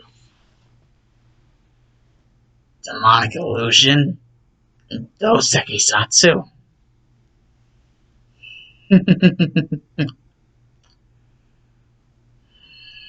It's one of the only genjutsus that perfectly syncs up with the style one would need to master in order to be able to perfectly wield Mikiru Bojo, the executioner blade. And by using this perfect genjutsu in combination with the hidden mist technique, you're now mine. Plus, you don't even know how to release yourself from a genjutsu. So even though you know now, you can't get out. You feel that pain and misery. That is the Dosekisatsu. The perfect encapturing of one to allow me to pick them apart. You could say like a vulture picking apart the meat and flesh from bone. Much more calculating than that, though. You heard me mention before different places I could hit you from. Even a place I could hit you from, which wouldn't kill you, but would definitely cripple you. Even if Vegapunk managed to find a way to replace, it would still be a shell of your former self. And any way of gaining any glory. Face it, Dark. You are over and done. Your time ends now. You little... Shh. Unraveling something, I see. So, he's at least managed to figure out the limbs. So he's able to use his own. Well, he's not able to free his body. The limb sections are more movable now. He wasn't able to figure it out, but he was able to figure out how to unravel himself. It's only a stalemate for the true purpose of the genjutsu. Hey, anybody ever told you talk too much? Ah! Oh, a ball at the end of the chain. How interesting.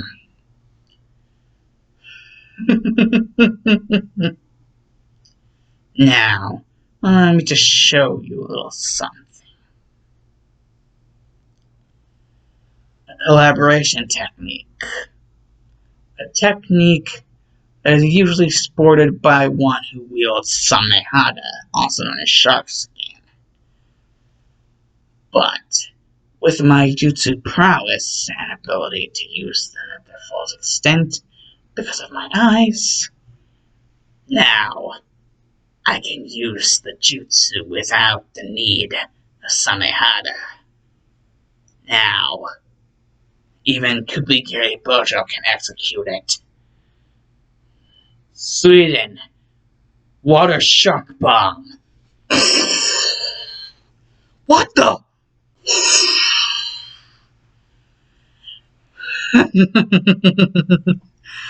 Now do you know why I'm smiling? Can you feel loosening from your grasp? You don't even have enough chakra left inside of you to hold your weapon. What? You... What? What is chakra? You can't... I can't... You're saying I can't kill you, you can't die yet? Only the jutsu's so powerful, it's muffling your ramblings of insane improbabilities. You can be killed, and you are being killed. By me, exactly by me, and in this exact method. No buts. Now, Kubikiri Bocho, let's finish the poor excuse of a man off. Hidden mist technique and water shark bomb. Collaboration jutsu.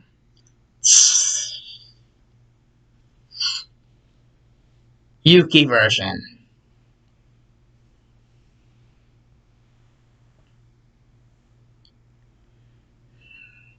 Demon Ice Missile.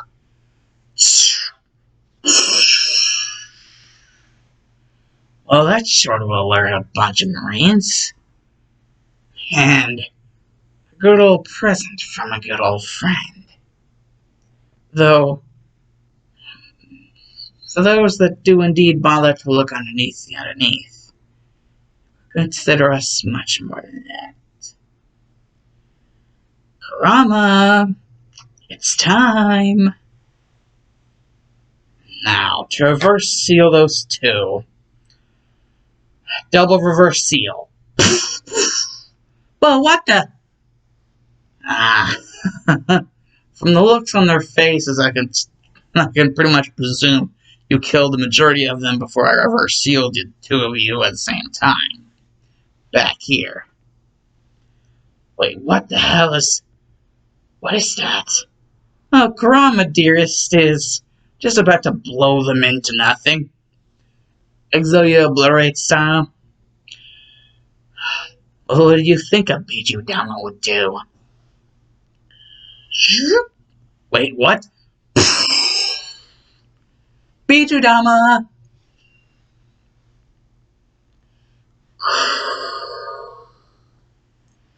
Wait, there's nothing there. Exactly. They were just a bunch of small fry. In all reality, Garp was the only one who was anything of a challenge. That is, if you don't factor in everything that I used to fight him. That is, if you actually consider what happened to fight. But then again, you weren't looking, were you? No, I think the only one who was looking is indeed Kurama Dearest. My indeed lovable first mate.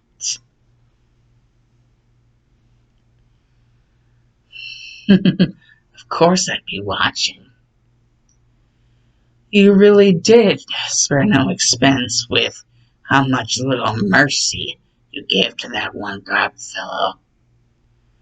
I wonder what that Luffy one will think now that he's soon to figure out about Garp's death.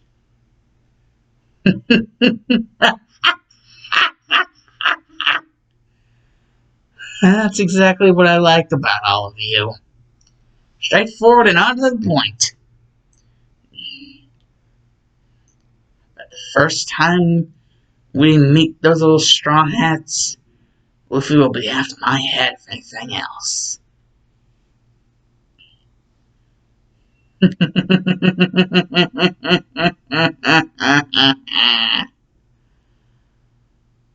Oh, this is gonna be fun.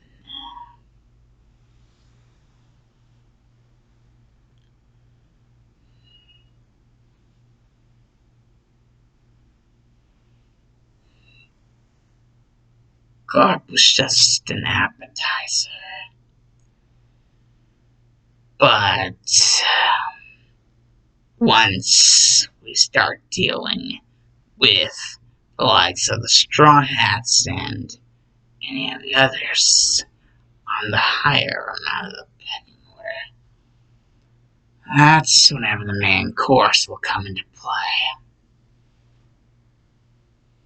I didn't tell Garp what exactly I wanted to go on this whole journey for, because I didn't felt he deserved to know my reason.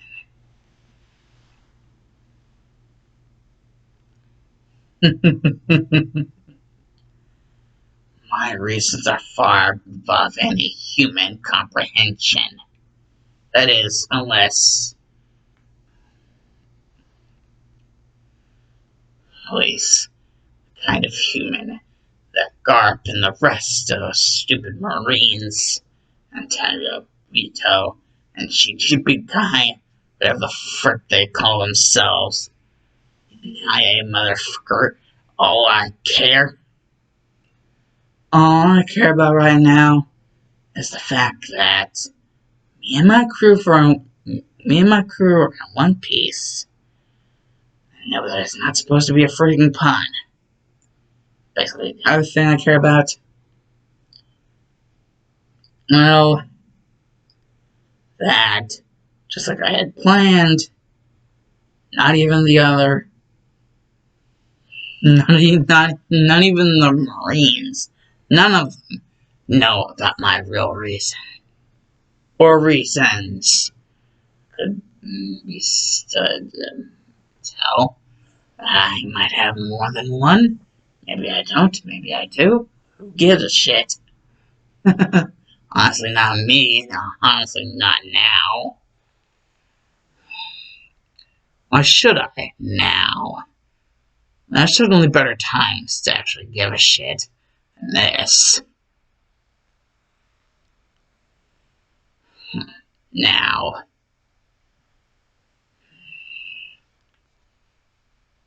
what happened next? I can see that after what happened with the whole thing with romance, and all that shit, that we wouldn't going to be most welcomed guests.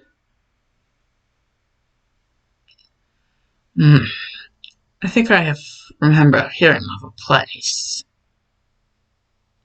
Might want to stay away from the Marines for a while.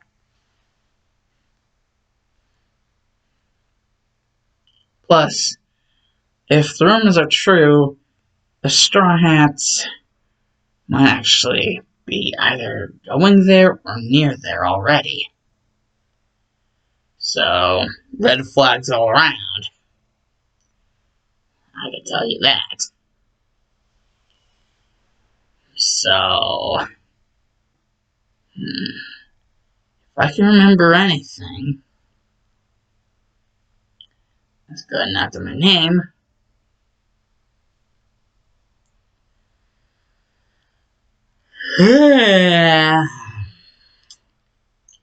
From what I can gather,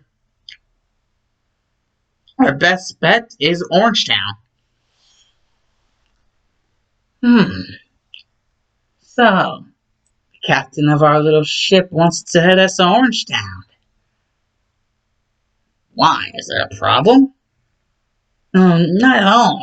I'm just interested in why it would be Orangetown. Well, that's the closest place to where we last hit. That's, not where it's believed that the Straw Hats are.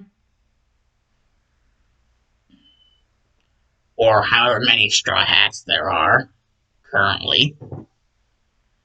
So yeah, I would think that regardless of whatever's currently going on, our safest bet would be Orangetown. Actually, I've been reading these reports. What reports, Sasuke? Reports about some guy, Captain Buggy. And he's been using his cannons to terrorize the people of Orangetown. So I'm not exactly sure if that would be the safest choice. Well, maybe we cause a little bit of a disruption in the force in the midst of all of Captain Buggy's, little minions. And then, Doc, see if he's brazen enough to have any of his ships, or his singular ship, try to pose a threat against us. See how much balls the clown motherfucker has. Only didn't have much of balls that day he literally swallowed the entire freaking devil fruit, chop fruit, because of the fact that Shanks scared him once. I mean, literally, that's the exact opposite of balls. If I know anything about balls, the exact opposite.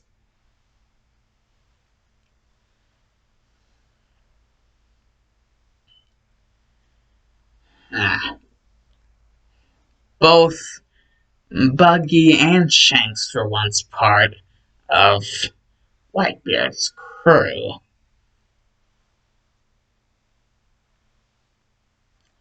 If they both decided to branch off,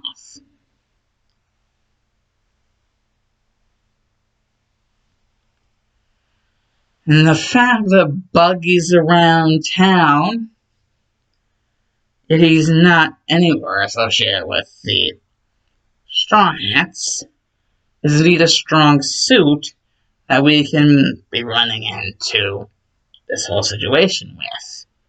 It's not the Straw Hats, so there shouldn't be any strong feelings. That is, unless someone decides to mess with Buggy before us. And besides, it's only really a problem for us if Buggy wants to make it a problem. I'm not the kind of guy who just lets shit, like that. So what you're basically saying is, we're going to pop a cap on a couple different ships' asses, all the way until we can make ourselves an entryway to Orangetown, basically holding up a big giant ass middle finger to Buggy, saying, "Come and get us, Buggy." To try and see if he has the balls. Well, that's the abridged version, but I guess that's what you could call it. Basically, the only thing that you said right there, Sasuke, is the abridged version of my plan. So basically, what I just said, pretty much. So, what exactly, and where are we going to destroy? And how exactly are we going to destroy? Wooden ship, fire burn wood. You have fire jutsu. Use fire jutsu, burn wood, enemy ship. Wow, you're acting like I'm a freaking caveman. Well, as simple as you made that seem for yourself. Like, obviously, an answer that should have been obvious from the very beginning. You'd think you were a caveman. Fine, guess I walked right into that one. So basically, rain down some fire jutsu on and under a couple unexpected parties, and see how everything goes from there. Oh, not just that. I've been trying to possibly inspect to see if the possible strengthened punches could have the same effect as the devil fruit that Whitebeard ate. And the Whitebeard I'm talking about, I'm sure you all know Edward Newgate Whitebeard. And if this is indeed true, we could get Sakura's punches to act like that. Maybe even increase the power of her fire and literally wreck some shit with Buggy's buddies. Well then, why didn't you just say so? I'm sure Sakura wouldn't mind dirtying her hands a little.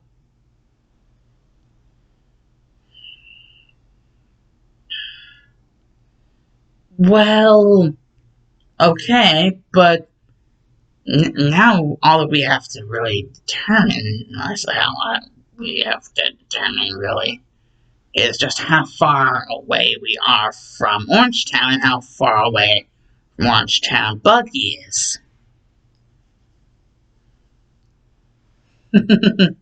Sakura, aren't you the perceptive one? Quite perceptive indeed. Well, it seems Buggy's actually managed to beat us to the punch, in a way. Or at least that's what I would say, unless I, didn't see the opportune, actual good things this means for us. With us behind Buggy, it allows us to watch and learn from Buggy's mistakes. Mainly, how he decides to operate. Learn all we can from our enemy so as to not make the same mistakes as our enemy. Sir, yes, sir. Sir, yes, sir. Good, very good. Now, you two back to your positions. Hi!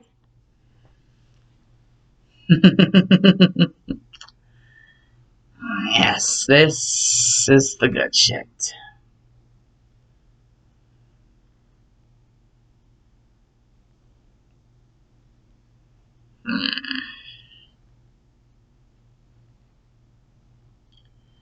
Soon, Orangetown. Soon. Very, very, very soon.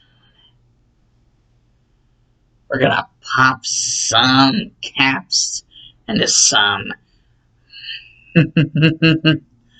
clown pirate asses.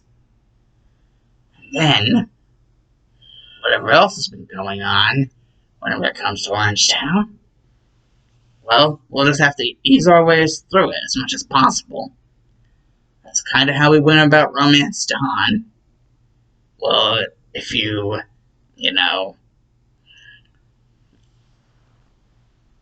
cut out the part with me and Big and Bad old Monkey D. Carp. If you cut that out, then we actually did quite smoothly.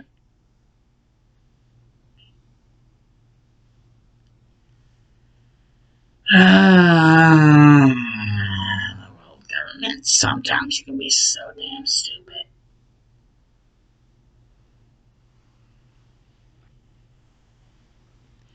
Though you don't exactly need to be stupid or not stupid in order for me to hate you. I've learned that very well from past experiences.